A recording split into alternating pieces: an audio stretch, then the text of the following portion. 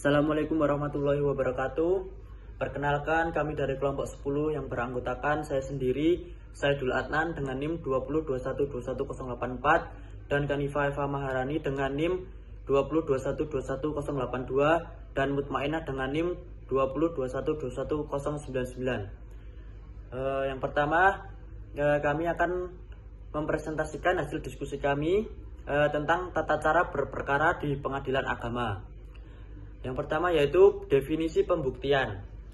Pembuktian adalah suatu upaya para pihak untuk meyakinkan hakim tentang dalil-dalil yang dikemukakan dalam suatu perkara yang dipersengketakan di hadapan sidang pengadilan. Adapun yang harus dibuktikan adalah yaitu peristiwa atau kejadian yang dikemukakan oleh para pihak dalam hal yang belum jelas atau yang menjadi sengketa. Yaitu yang selanjutnya, dasar hukum pembuktian. Hukum pembuktian ini termuat dalam HIR yang berlaku di wilayah Jawa dan Madura pasal 162 sampai dengan pasal 177. Yang kedua, RBG berlaku di luar wilayah Jawa dan Madura pasal 282 sampai pasal 314. Sistem pembuktian. Sistem pembuktian yang menyandarkan diri pada alat bukti saja, yaitu alat-alat bukti yang telah ditentukan oleh undang-undang. Suatu gugatan dikabulkan hanya pada alat-alat bukti yang sah.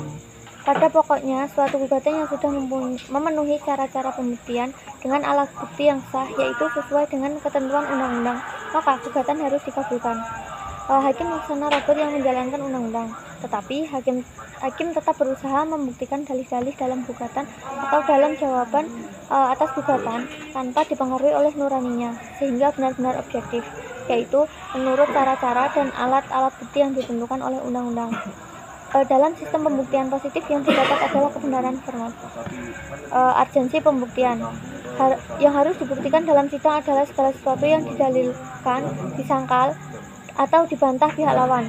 Yang tidak perlu dibuktikan adalah segala sesuatu yang diakui, dibenarkan, tidak dibantah pihak lawan, segala sesuatu yang dilihat oleh hakim, dan segala sesuatu yang merupakan kebenaran yang bersifat umum.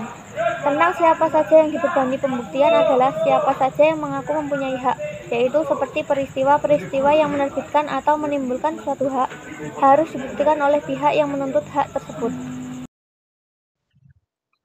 Kemudian, pemeriksaan setempat atau PS ialah sarana yang disediakan oleh peraturan perundang-undangan kepada hakim komisioner atau majelis hakim guna memperjelas suatu fakta atau objek yang sedang disengketakan.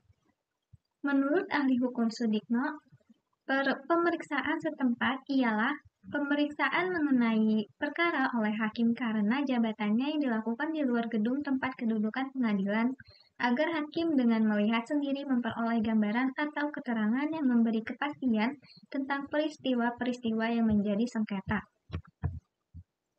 Kemudian, pemeriksaan setempat dalam praktik. Pemeriksaan setempat pada hakikatnya siding resmi pengadilan, yang tempat persidangannya dipindahkan dari gedung ruang sidang pengadilan ke tempat atau lokasi benda yang menjadi objek sengketa.